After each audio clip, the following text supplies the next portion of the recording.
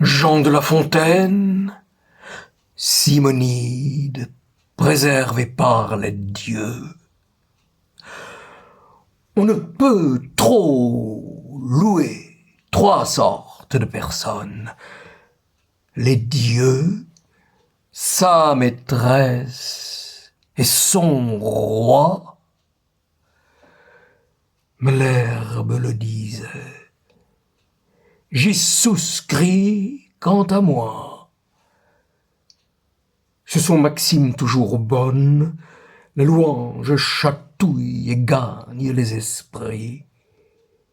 Les faveurs d'une belle en sont souvent le prix. Voyons comme les dieux l'ont quelquefois payé. Simonide avait entrepris l'éloge d'un athlète. Et la chose essayée, il trouva son sujet plein de récits tout nus. Les parents de l'athlète étaient gens inconnus. Son père, un bon bourgeois, lui, sans autre mérite, matière infertile et petite. Le poète d'abord parla de son héros, après en avoir dit ce qu'il en pouvait dire. Il se jette à côté, se met sur le propos de Castor et Pollux, ne manque pas d'écrire que leur exemple était aux lutteurs glorieux, et élève leur combat, spécifiant les lieux où ses frères s'étaient signalés davantage. Enfin l'éloge de ces dieux faisait les 2 tiers de l'ouvrage. L'athlète avait promis d'en payer le talent, mais quand il le vit, le galant n'en donna que le tiers, et dit fort franchement que Castor et Pollux acquittassent le reste.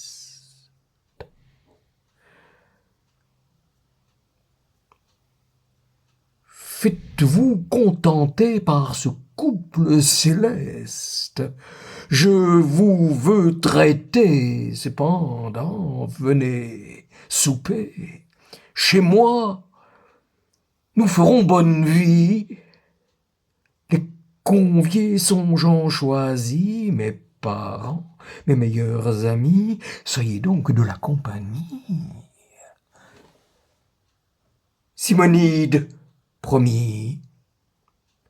Peut-être qu'il eut peur de perdre, outre son dû, le gré de sa louange. Il vient, l'on festine, l'on mange, chacun étant en belle humeur. Un domestique accourt, l'avertit qu'à la porte 2 hommes demandaient à le voir promptement. Il sort de table et la cohorte n'en perd pas un seul coup de dent. Ces 2 hommes étaient les Gémeaux de l'éloge. Tous 2 lui rendent grâce. Et pour prix de ses vers,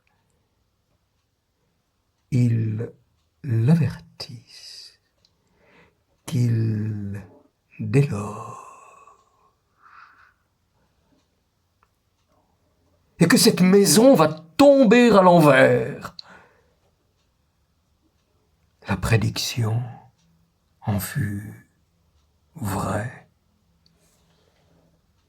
Un pilier manque, le plafond, ne trouvant plus rien qu'il était, tombe sur le festin, brise, plat, et flacon, n'en fait pas moins aux échansons. Ce ne fut pas le pis, car pour rendre complète la vengeance due au poète, une poutre cassa les jambes de l'athlète et renvoya les convives pour la plupart estropiés. La renommée eut soin de publier l'affaire. Chacun cria miracle. On doubla le salaire.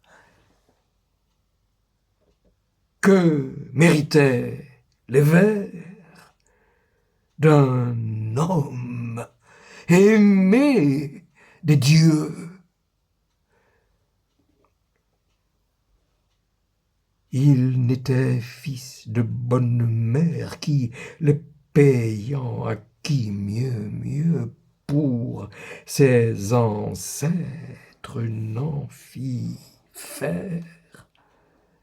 Je reviens à mon texte et dis premièrement qu'on ne saurait manquer de louer largement les dieux et leurs pareils, de plus que Melpomène, souvent, sans déroger, trafique de sa peine. Enfin qu'on doit tenir notre art en quelque prix. Les grands se font honneur dès lors qu'ils nous font grâce.